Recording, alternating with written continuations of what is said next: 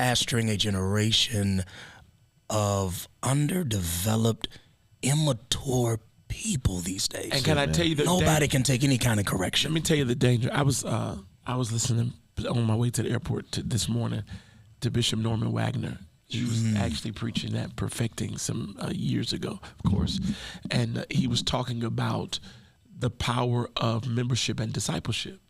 And what happens is we've chased the member, but once we've gotten the member, what are we doing to develop them spiritually and their walk with Christ? And so we have a whole lot of underdeveloped members who have not been discipled. And what happens is, especially when we're growing, and I've been where you are, and we're all actually there. Church is growing fast. We need gifts. We need people in place. We need effective people. And I have made the mistake, and I'm going to own it.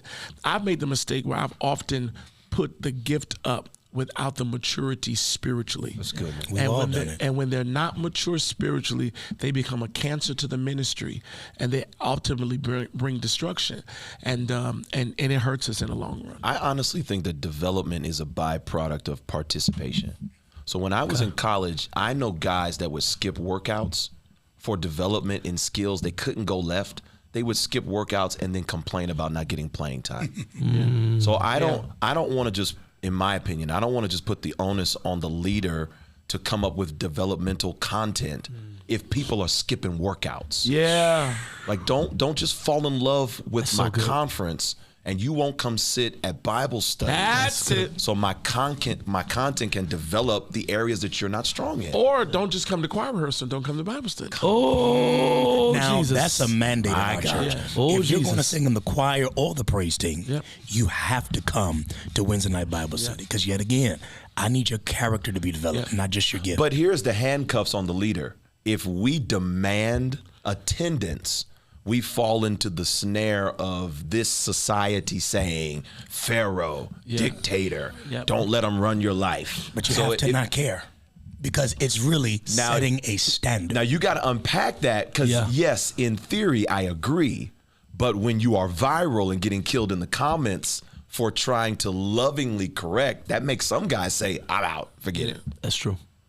Because, and I'm going to tell you the danger, and somewhere we got to draw the line. Like, I think the danger is we're allowing the world to put handcuffs on the leadership, on spiritual leadership. You on it, man. Because the world doesn't have the mindset to understand certain things. There's certain times when certain things happen in the church, I tell our media, don't tape this, move the camera. Smart, man. And the reason we didn't talk about that, but we gonna talk about that after that just made me think about something. The way Mark just went up. I meant to ask you I meant to ask you about something recently. And I'm gonna tell you, we gonna talk. I make them move the camera because explosion.